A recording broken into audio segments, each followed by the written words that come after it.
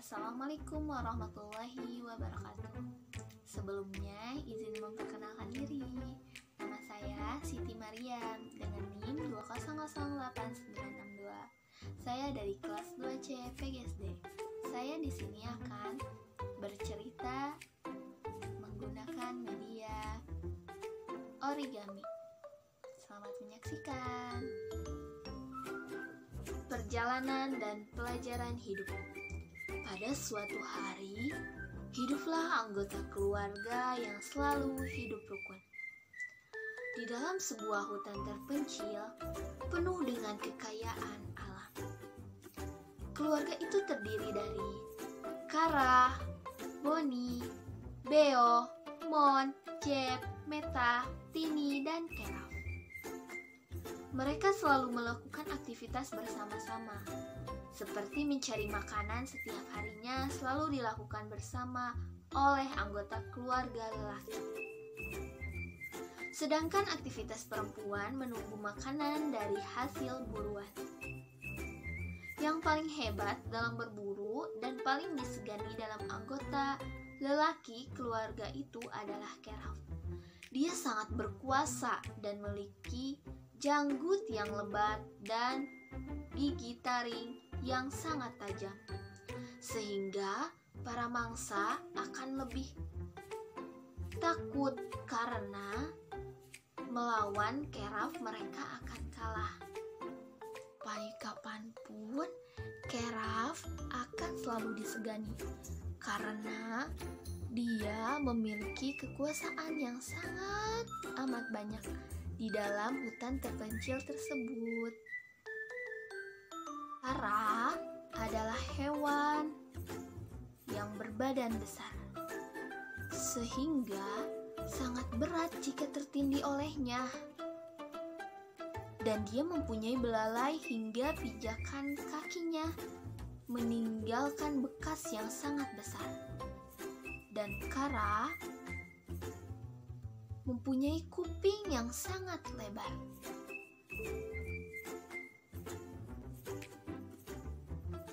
Boni adalah kelinci penakut karena setiap akan memangsa dia harus selalu ditemani.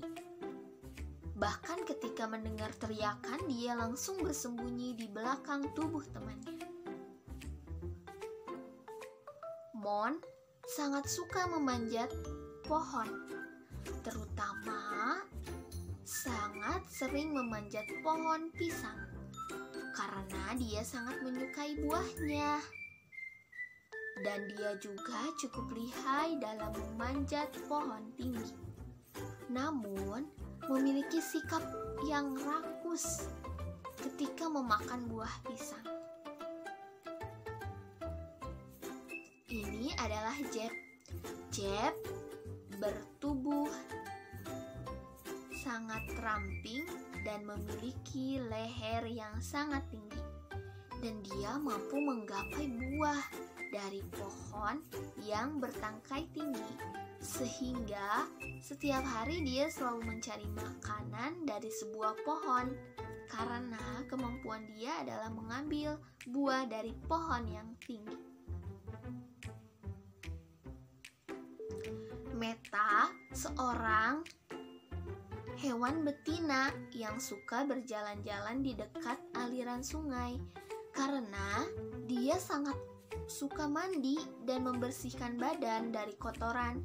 Dia juga sangat menyukai bunga-bunga yang ada di dalam hutan dan sering menghirup aroma-aroma dari bunga itu.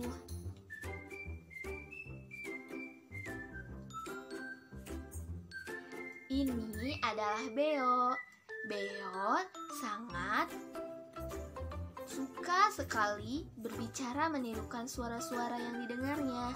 Dia juga sangat menyukai jagung dan selalu mencarinya di kebun milik orang yang jauh dari hutan. Namun, dia juga selalu membawanya untuk keluarga di dalam hutan terpencil karena kemampuan dia terbang sangat tinggi di atas langit, sehingga sangat cepat kembali dari luar hutan.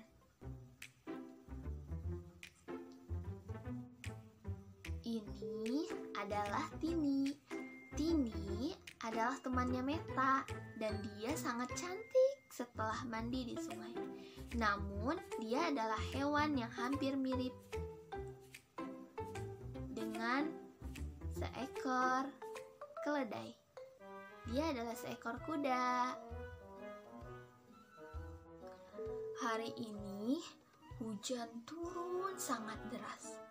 Angin berhembus kencang dan semua hewan keluarga di hutan terpencil berlindung di rumah mereka masing-masing. Dan dari tetesan hujan yang deras ini, angin yang berhembus kencang itu sangat memporak-porandakan keadaan hutan. Dan Beo yang sedang melihat keluar jendela, kemudian tiba-tiba mendengar teriakan seseorang yang sedang berteriak minta bantuan dan sedang menangis entah kenapa. Kemudian Beo terbang melihat itu siapa. Ternyata itu adalah Boni. Boni sedang terlihat menangis. Dan ketika dihampiri lebih dekat, ternyata rumah Boni sedang terendam oleh air hujan dan terlihat rusak dan tidak bisa ditempati. Sehingga Beo menenangkan Boni untuk tidak menangis dan mengajaknya untuk menginap sementara di rumah Beo. Dan Boni pun mengangguk tanda dia setuju, sehingga dia mengikuti Beo. Beo terbang menuju atas dari pohon rumah dia, sedangkan Boni mengikuti Beo dari bawah karena dia tidak bisa terbang seperti Beo. Boni terus berjalan mengikuti arah Beo terbang. Ternyata Boni masuk dari sebuah pintu kecil, yaitu pintu yang berada di bawah pohon rumah Beo. Setelah Boni membuka pintu tersebut, ternyata di dalam pintu tersebut ada sebuah tangga yang terbuat dari kayu yang sangat unik.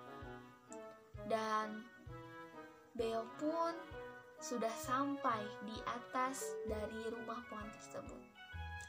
Beo sedang menyajikan hidangan untuk Boni, sedangkan Boni tetap berjalan menuju ruangan paling atas.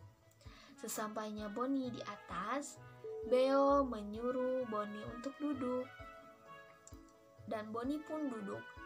Dan pada saat itu, Beo memberikan hidangan yang masih hangat kepada Boni. Dan Boni pun masih terlihat murung karena rumahnya rusak dan tidak bisa ditempati. Dan di situ Beo menyarankan untuk memakan hidangan dulu karena agar Boni bisa tenang. Di situ Boni langsung menyantap hidangan tersebut. Dan sambil menyantap hidangan tersebut, Beo menyarankan kepada Boni untuk meminta bantuan keluarga dari hutan terpencil karena agar mudah untuk memperbaiki rumah yang rusak tersebut.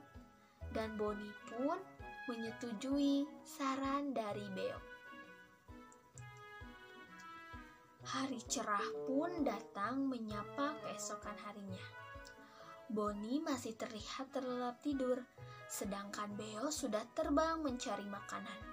Sesudah makan pagi, Beo dan Boni menghampiri keluarga yang lain dan segera menceritakan keadaan yang dialami oleh Boni ketika hujan kemarin.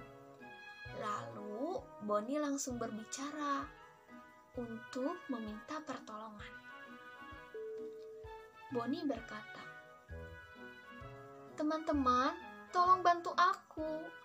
Keluarga yang sedang berkumpul pun menjawab, "Apa yang bisa kami bantu untuk kamu, Bonnie?"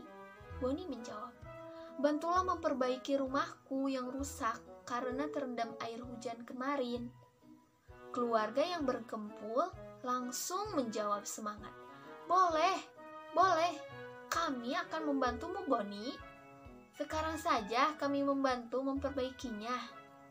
Mereka pun langsung menuju rumah Bonnie yang dekat dari tempat mereka berkumpul. Setelah itu mereka saling membagi tugas. Ada yang membuang air yang menggenang itu, ada yang mencari kayu untuk menutupi atap yang berlubang dan terbawa angin kencang kemarin. Tata dan Tini membuat hidangan yang sangat lezat untuk para lelaki yang sedang bekerja. Mereka terlihat kompak dan sangat merasa saling memiliki satu sama lain. Rasa kekeluargaan sangat terjalin dalam keluarga ini. Mereka sejenak beristirahat lalu menyantap hidangan yang telah dibuat Meta dan Tini. Sementara itu, selesai makan, mereka melanjutkan kembali dan langsung memperbaiki rumah Bonnie yang rusak sampai sore hari. Setelah selesai memperbaiki rumah Bonnie, mereka langsung duduk untuk beristirahat kembali. Sedangkan Bonnie mengucapkan rasa terima kasih kepada anggota keluarga karena telah membantu untuk memperbaiki rumahnya yang rusak. Bertahun-tahun lalu, keluarga dalam hutan terpencil ini kehabisan persediaan mereka seperti makanan dan minuman untuk mereka bertahan hidup karena pergantian musim kemarau yang tak kunjung usai dan mengharuskan mereka merantau pergi dari hutan terpencil ini.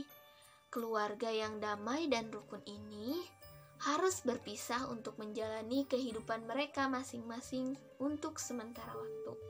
Setelah musim kemarau usai, mereka akan kembali lagi ke dalam hutan yang mereka jadikan selama ini sebagai rumahnya masing-masing. Setelah mereka pergi merantau ke daerah hutan yang berbeda, masing-masing merasakan reaksi yang sama, yaitu tidak merasa betah. Karena sikap hewan-hewan di daerah hutan yang baru ini sangat tidak ramah dan individualis sekali. Dan banyak sekali pemburu liar yang mencari hewan-hewan untuk mereka jadikan santapan. Dan dari sini, para anggota keluarga hutan terpencil sangat merasa tidak nyaman dan ingin kembali bersama ke hutan terpencil yang rukun dan penuh kekayaan alam. Tidak lama, ada sebuah cerita yang terdengar bahwa ada pemburu yang sedang mencari seekor kelinci. Dan Keraf mendengar itu langsung teringat Bonnie, si penakut.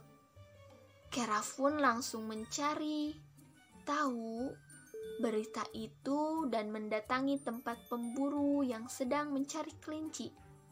Dan ternyata benar, pemburu itu menangkap Bonnie.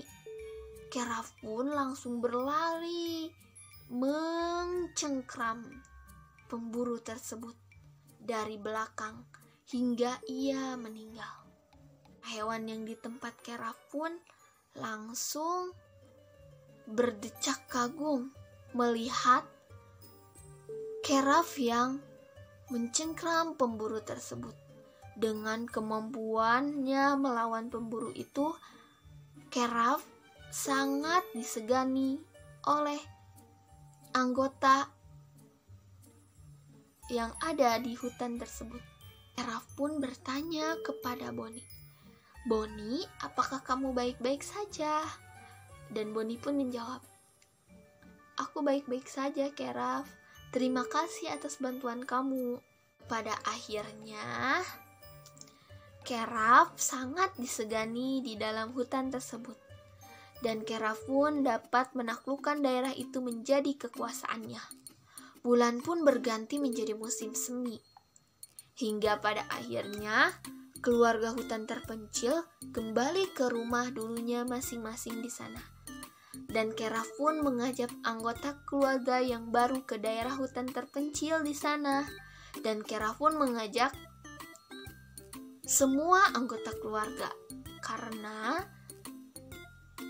dari hutan terpencil itu jauh dari pemburu, bahkan jauh lebih indah dari tempat daerah yang mereka sekarang tempati.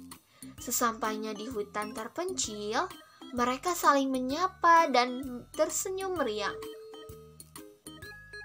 karena bisa berkumpul kembali untuk saling melengkapi satu sama lain, bahkan memiliki anggota keluarga yang baru yang telah dibawa oleh Keraf.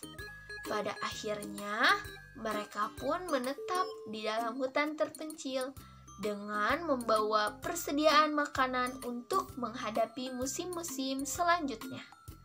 Mereka hidup penuh kebahagiaan, kegembiraan, saling melengkapi satu sama lain, damai dan hidup rukun untuk selamanya. Tamat.